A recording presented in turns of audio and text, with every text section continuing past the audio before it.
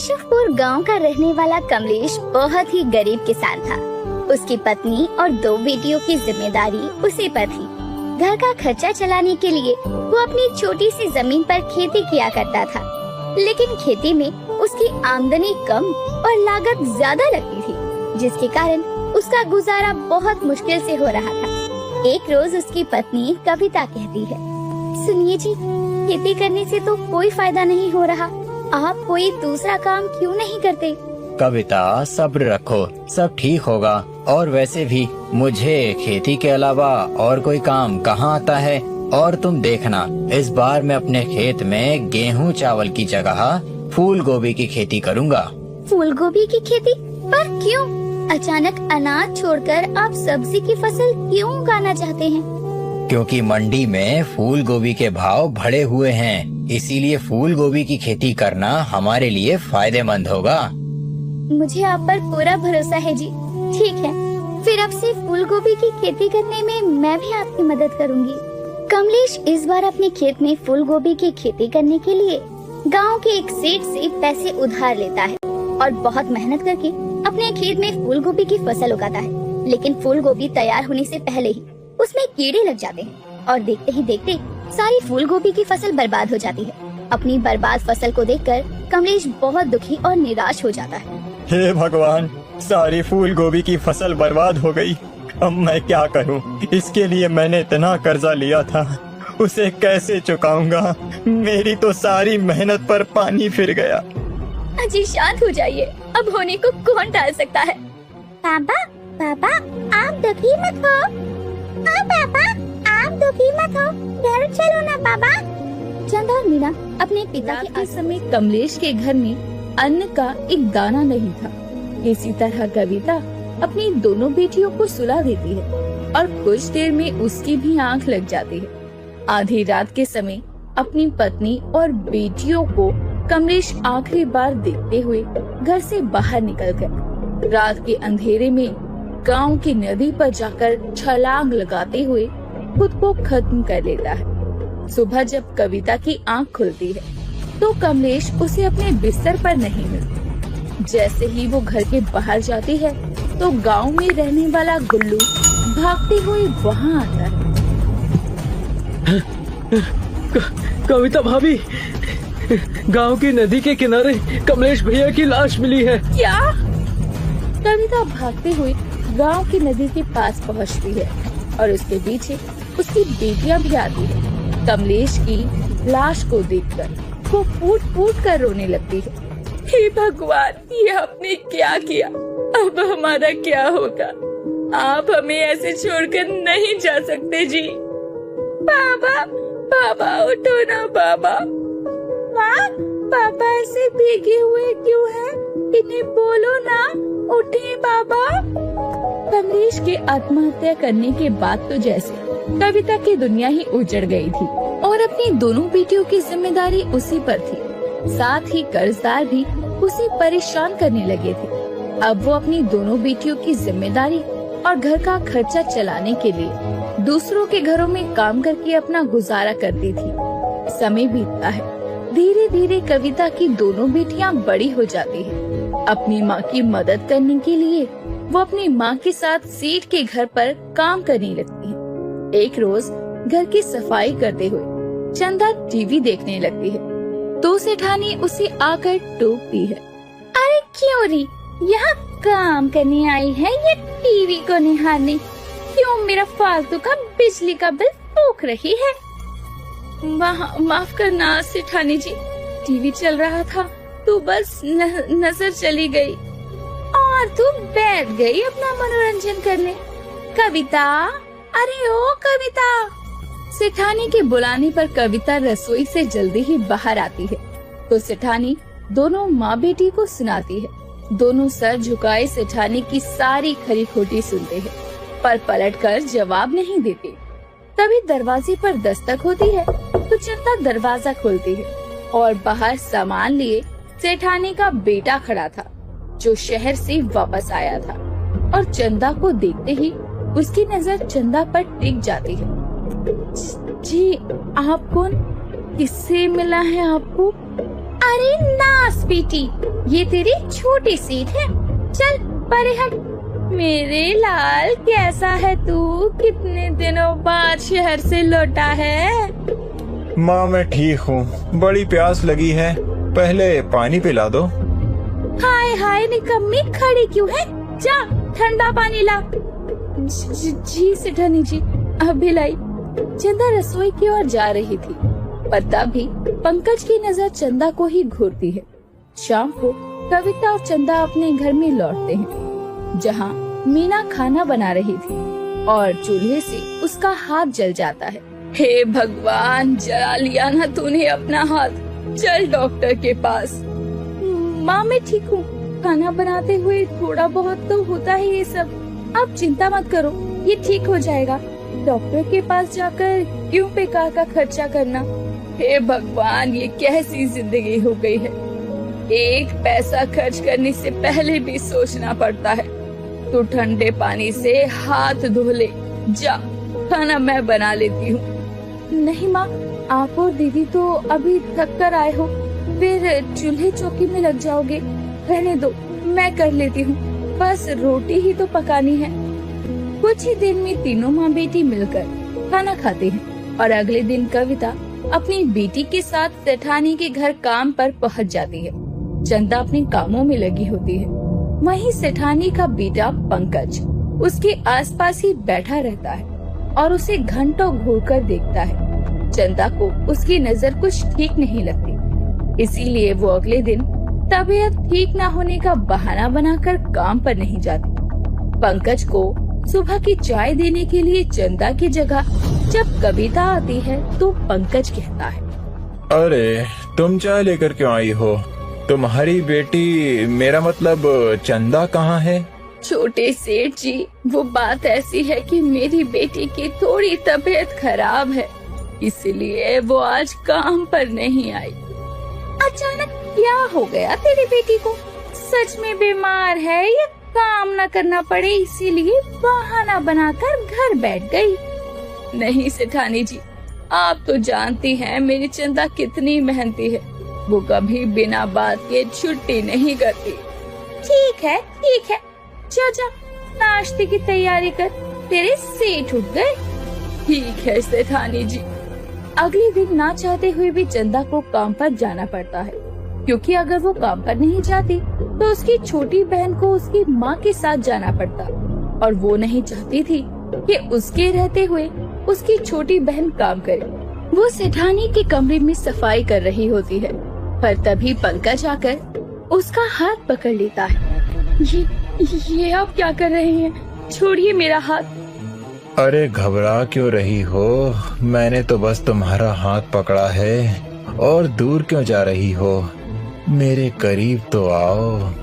चंदा घबराई हुई थी, तभी पंकज उसके और करीब आकर जबरदस्ती करने लगता है, तो चंदा उसे धक्का दे देती है, जिससे कि वो टेबल से टकरा जाता है और टेबल पर रखा फूलदान जमीन पर गिरकर टूट जाता है, जिसकी आवाज सुनकर वहाँ सेठानी और कविता आ जाती है। तो चंदा रोते हुए कविता के गले लग जाती। क्या हुआ चंदा, तू रो क्यों रही है? हे भगवान, इतना महंगा फूलदान तोड़ दिया, नास पीटी। बेटा तू तो ठीक है ना? तुझे कहीं लगी तो नहीं? नहीं माँ, मैं तो ठीक हूँ। वो तो सेठानी जी, आपकी बेटी ने मेरे साथ जबरदस्ती करने की कोशिश की। माँ, मैं सच कह रही हूँ। ए लड़की, क्या बकवास कर रही है तू? ये मेरे बेटे पर गलत इल्जाम लगा रही है। मेरा बेटा ऐसा नहीं कर सकता। क्यों पंकज? इससे पहले कि पंकज कुछ कहता, तभी वहाँ सेठ आ जाते हैं और पंकज के पसीने छूटने लगते हैं। मैं सच कह रही हूँ सेठ जी, इसीलिए ही मैंने उन्हें धक्का भी दिया। सेठानी, सेठ जी, मेरी बेटी इतना बड़ा झूठ नहीं बोल सकती। अरे ये सब क्या हो रहा है आखिर? अपने पति के वहाँ से जाने के साथ अपने बेटे की चुप्पी देखकर सेठानी समझ जाती है कि चंदा जो कुछ कह रही है वो सच है, लेकिन अपनी बेटे को बचाने के लिए वो सेठानी चंदा पर ही चोरी का इल्जाम लगा दी। अरे चुप करने कम्मी, एक तो कमरे में आकर चोरी करती है, ऊपर से मेरे ही बेटी पर गलत इल्जाम लगा रही है। चोरी? नहीं सेठानी जी, मैंने कोई चोरी नहीं की। मैं सच कह रही हूँ, मेरी बात का यकीन करो। आप क्यों झूठ बोल रही हैं? झूठ तो ये बोल रही है पिताजी। ये माँ के कमरे में चोरी करने गई थी। जब मैंने इसे रंगे हाथों पकड़ लिया तो ये उल्टा मुझ पर ही गलत इल्जाम लगा रही है। देखा जी, अब क्या हमारा बेटा हमसे झूठ बोलेगा? मैंने सोचा भी नहीं था कि मेरे घर में काम करने वाली तुम माँ बेटी ऐसी हरकत करोगी। सेठ जी, हमने कुछ गलत नहीं किया। मेरी बेटी ने कोई चोरी नहीं की है।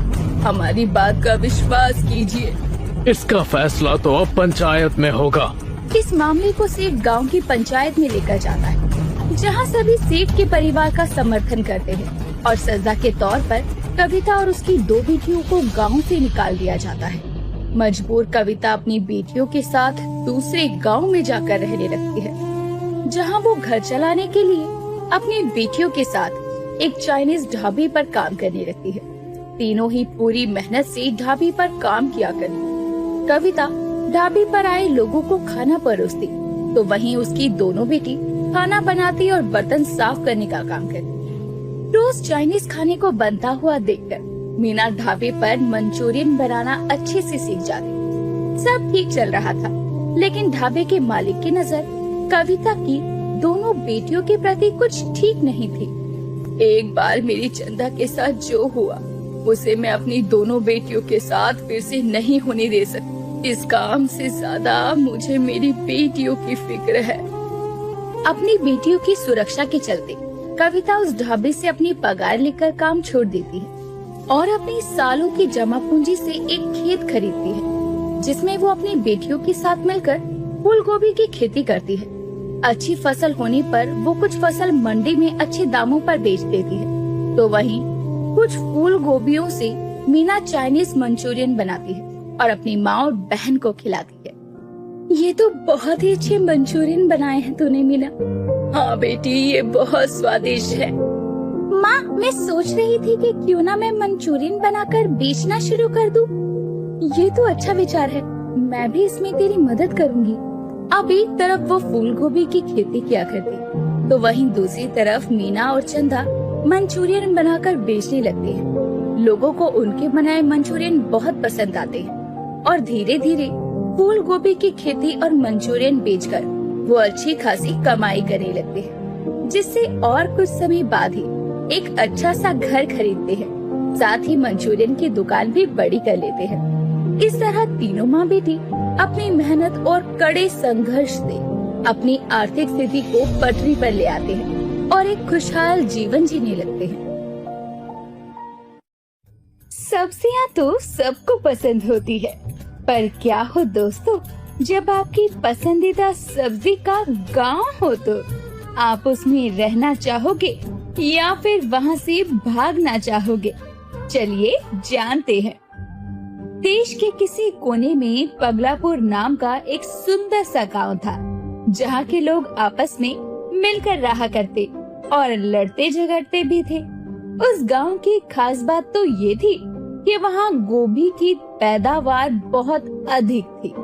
एक दिन झुमरी अपने घर में खाना बना रही होती है, तभी उसका बेटा राजू आकर पूछता है, माँ, क्या बना रहे हो आप? अरे ये भी कोई पूछने की बात है का? आज हम त्योहार खातिर गोभी के पराठे और गोभी का अचार और गोभी का चोखा बनाए हैं। जाओ माँ, मुझे आपसे बात नहीं करनी। आपने गोभी का हलवा तो बनाया ही नहीं। अरे मेरे फूल गोभी जैसे बेटे, काहे नाराज होवत है? तोहरे लिए हमने गोभी पाक मिठाई भी तो बनाई है ना। राजू ये सुनकर खुश होते हुए बच्चों के साथ खेलने निकल जाता है। पगलापुर गांव के लोगों का मानसिक संतुलन तो ठीक था, पर गोभी का संतुलन तो खराब था।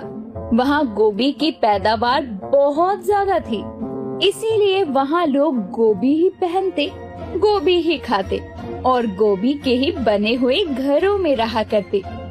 उसी गांव में धनी राम नाम का एक जमींदार था, जिसने कि अपने बच्चे मोहित को पढ़ने के लिए बचपन में ही शहर भेज दिया था। आज धनीराम बहुत खुश था, क्योंकि धनीराम का बेटा मोहित शहर से गांव वापस आ रहा था। जो कि शहर में एक बड़ा साइंटिस्ट बन चुका था। ये क्या है मोहित? इतनी सारी गोभी, गोभी के घर, कपड़े, गोभी का झूला। अबे यार, मैं तो खुद इस गांव में बचपन के बाद अब आ रहा हूँ। चलो घर चलकर पिताजी से पूछते हैं। अब मोहित और आशा जैसे ही धनी राम के घर जाते हैं, धनी राम के नौकर दोनों को फूल गोभी की गोभी माला पहनाकर उनका स्वागत करते हैं, जो कि बड़ी भारी थी। पिताजी ये क्या है? वही तो मैं पूछ रहा हूँ, ये क्या है? कौन है ये लड़की जो तेरे साथ आई है? जी पिताजी, हम दोनों एक ही कंपनी में काम करते हैं और एक दूसरे से प्यार करते हैं, तो मैं आशा को आपसे मिलवाने ले आया। ये बदबू, ये बदबू। माफ करना, वो गोभी खाने से थोड़ी गैस हो गई थी। धनी राम को आशा पसंद आती है और वो दोनों के रिश्ते को मंजूरी दे देता है और आशा धनी राम के घर में रहने लगती है। पर सबके गोभी के इस्तेमाल से अब उसे चिढ़ होने लगी थी और वो एक दिन मोहित से कहती है, मोहित, मैं इतनी गोभी नहीं खा सकती। हम कैसे साइंटिस्ट हैं, हमें कुछ करना चाहिए। ये लोग तो गोभी के बिना मर जाएंगे और you know what? I just hate गोभी। अरे आशा, हमको क्या ही लेना, हम यहाँ कुछ दिन के लिए आए हैं, फिर शहर चले जाएंगे, इतना क्या सोचना। मोहित ये बोलकर चला जाता है, लेकिन वहीं आशा भी बाहर घूमने निकल जाती है और वो देखती है कि धनी राम के घर काम करने वाली झुमरी अपने पल्लू में कुछ छुपाए ले जा रही थी और आशा उसका पीछा करते हुए उसके घर तक आ जाती है। हेलो मिस, क्या छुपा रही हो? बताओ बताओ, वरना मैं धनी राम अंकल को बता दूंगी। अरे ना मैम साहब, ही ना करना, वरना सेठ जी हम लोगों को गांव से निकलवा देंगे। वो हमरे मर्द ने शहर से डाक के जरिए हमरे लिए ये आम भेजाया है, इसी को छुपाए रहे। इस गांव में बस गोभी का इस्तेमाल होता है ना, बाकी खाने पर पाबंदी है। अब आप बताइए गोभी कब तक खाएं? हमरा गुलाब जैसा फिगर भी ये गोभी खा खा के गेंदा का बन गया है। तो आप कुछ करते क्यों नहीं? आप लोग गोभी खाते ही क्यों हो? हे गोभी मैया, ये क्या कह दिया आपने? हे गोभी मैया, इको माफ कर देना, इको समझ नहीं है, शहरी छोरी है। झुमरी ये बोलकर आशा को अपने घर में खींचकर दरवाजा बंद कर देती है और कहती है, मैडम, ये मान्यता है कि गांव माँ सूखा पड़ा रहा और तब गोभी माता ने साक्षात प्रकट होकर गोभी उगाने का आशीर्वाद दिया। तब से ना ये गांव में गोभी ही उगत है और आप ऐसे बोलेंगे तो गोभी माता का क्रोध हमें देखने को मिलेगा। कहीं ऐसा ना हो कि गोभी पे हाथ से चली जाए। What rubbish! ऐसा कुछ नहीं होता। मैं आपको कोई और सब्जी इसी जमीन पर उगा के दिखाऊंगी। Wait and watch. Wait and watch. Wait, हमारा वेट ये गोभी खाने से लगता है फिर से बढ़ गया है। गोभी के पराठे धनिक बंद करने पड़ेंगे। आशा अब वहाँ से चली आती है और ये सारी बात मोहित को आकर बताती है, जिसके बाद दोनों बिना किसी को बताए टमाटर के बीज मंगवाते हैं और उसे धनी राम के जमीन पर बो देते हैं, जहाँ कुछ दूरी पर गोभी भी उगी थी। दरअसल धनी राम को भी गोभी बहुत पसंद थी, या यूँ कहें कि गोभी खा खा कर आदत हो गई थी। मोहित और आशा को जमीन में टमाटर के बीज बोते देखकर धनी राम शौक में आ जाता है और कहता है, ये तुम क्या कर रहे हो मूर्खों? जानते हो ना इस गांव पर गोभी माता का आशीर्वाद है। अगर कोई और सब्जी उगाई तो हमारा गांव नष्ट हो जाएगा, और हमारे गांव पर से अगर गोभी माता ने अपना आशीर्वाद हटा लिया तो हम क्या करेंगे? पिताजी, ऐसा कुछ भी नहीं होता है, आप हमें एक बार सब्जी उगाने तो दीजिए। ठीक है, लेकिन अगर कुछ भी आश्चर्यचकित हुआ तो तुम ऐसा फिर कभी नहीं करोगे। मोहित और आशा धनी राम की इस बात को मान जाते हैं, जिसके बाद अगले कुछ दिनों में जमीन पर टमाटर तो नहीं उगते, पर जमीन के पास जो गोभी उगी थी वो भी खराब हो जाती है, जो कि धनी राम ने ही की थी। देखा तुम्हारी वजह से क्या हुआ। टमाटर तो उगा नहीं, हमारी गोभी की फसल भी बर्बाद हो गई। ये बदबू कहाँ से आ रही है? छी! हमसे आ रही है। वो आज सुबह गोभी के पराठे बड़े स्वाद लेकर खाए, इसलिए अब आज के बाद वादे अनुसार तुम लोग गांव में गोभी के अलावा कुछ उगाने की जिद नहीं करोगे, समझे तुम? धनी राम ये बोलकर चला जाता है और तभी बारिश का मौसम भी आता है। मोहित टहलते हुए बिरजू से मिलता है, जो कि उसके पिता के यहाँ काम करता था, और गोभी पर कीड़े लगे देखकर कहता है, अरे काका, ये गोभी पर तो कीड़े लग गए हैं, अब आप इनका क्या करेंगे? अरे करना क्या है, कुछ जानवरों को खिला देंगे और कुछ फेंक देंगे। हम रोज गोभी खाते हैं और जो बच जाती है फेंक देते हैं। ओह, ऐसी बात है। लेकिन ये तो फसलों का नुकसान है। अगर आप इतनी गोभी बर्बाद करते रहोगी तो ये कितना गलत है। आपने इस बारे में कोई कदम उठाने की कभी सोची नहीं क्या? क्या करें साहब, ये सब तो इस मिट्टी का करिश्मा है। बस गोभी की उपज देती है और गोभी खाकर ही हमारा गुजारा होता है। बिरजू ये बोलकर चला जाता है और मोहित कहता है, मिट्टी का करिश्मा? अरे हाँ, याद आया, मिट्टी। मोहित ये बोलकर थोड़ी मिट्टी उठाकर अपनी जेब में भर लेता है और उसे ये करते देखकर दूर से झुमरी कहती है, इस शहर के दोनों लोग बोराए गए हैं। एक मैडम है कि गोभी उगाने की मना करत है और इस साहब है कि जेब में मिट्टी भरत है। यार हमको का, हम तो चले अपने घर गोभी की खीर बनाने। मोहित शहर में अपने गांव की मिट्टी को जांच के लिए भेज देता है और जब उसका परिणाम आता है तो खुशी से आशा को आकर बताता है, आशा देखो, मैंने हमारी पगलापुर गांव की मिट्टी को जांच के लिए भेजा था और वहाँ से ये खबर आई है। इसका मतलब तुम्हारे गांव की जमीन में वो मिनरल्स हैं, वो पार्टिकल्स हैं, जिससे तुम और भी ज्यादा तादाद में गोभी उगा सकते हो। हे भगवान, इसका मतलब अब तुम्हारे गांव वाले और भी गोभी खाएंगे। हे भगवान, मुझे तो डर लग रहा है, अगर हमारी शादी के बाद हमारे मुन्ना मुन्नी की जगह पत्ता गोभी और फूल गोभी हुए तो। क्या आशा कुछ भी सोचती हो? इसका मतलब ये है कि हमारे गांव में कोई गोभी माता नहीं है, बल्कि हमारी जमीन में वो खनिज है जिसकी वजह से हमारे यहाँ गोभी की तादाद बहुत अच्छी है। अब हमें पूरे गांव वालों को इस बात का एहसास कराना होगा कि गांव वाले सिर्फ गोभी पर निर्भर रहकर अपना जीवन नहीं बिता सकते। मोहित और आशा ठान लेते हैं कि अब वो इस समस्या का समाधान करके रहेंगे, जिसकी शुरुआत आशा झुमरी के घर एक लाल साड़ी पहनकर जाकर करती है। झुमरी जी, मेरी लाल साड़ी तो देखिए, इतनी बढ़िया लग रही है ना। पता है, मेरे पास तो लाल, पीली, नीली सब रंग की साड़ी है, पर मुझ पर तो काला रंग ना ज्यादा जचता है। खैर, आपको क्या पता, आप तो गोभी की साड़ी पहनती हैं, जो कि कभी भी कीड़े लग जाते होंगे। खैर, मैं तो चली। झुमरी आशा की साड़ी देखकर जल भुन जाती है, जिसके बाद वहीं मोहित भी पान खाते हुए धनी राम से कहता है, वाह क्या पान है, खाकर मजा आ गया। इसकी सुपारी, उसका कत्था। पिताजी, आप तो पान भी गोभी के खाते होंगे ना? हाँ, तो क्या हुआ, गोभी हमारी शान है। हाँ हाँ, जिससे हम सब परेशान हैं। क्या कुछ कहा तुमने? अरे नहीं पिताजी, आप खाओ गोभी, मैं तो चला। कुछ दिन में मैं और आशा शहर निकल जाएंगी और आप अपनी गोभी की दुनिया में ही रहना।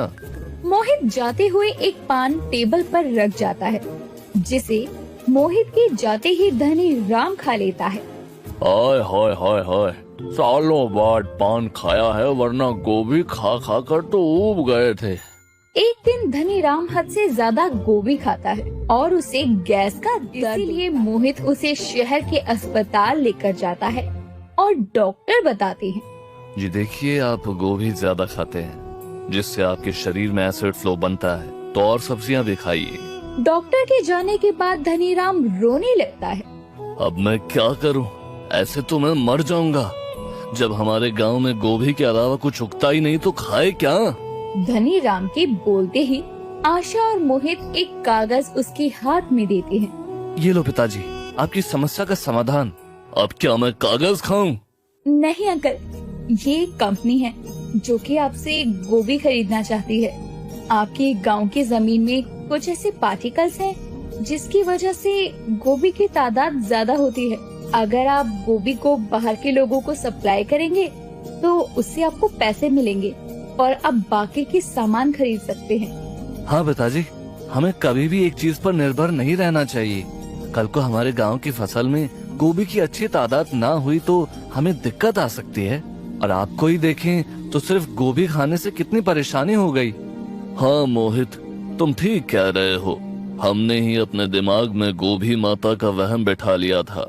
अब से हमारा गांव कभी भी गोभी पर निर्भर नहीं। जमींदार होने के नाते अपने पूरे गांव में ऐलान कर देता है कि अब उनका गांव गोभी पर निर्भर नहीं रहेगा।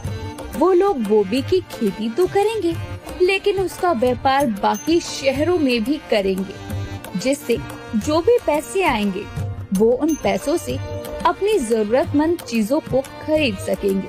अब झुमरी नई नई साड़ियाँ पहनने लगती है तो वहीं धनीराम अब नए नए पकवान खाकर कभी कभी गैस छोड़ दिया करता और इस तरह पगलापुर गांव अब गोभी पर आश्रित नहीं रहता।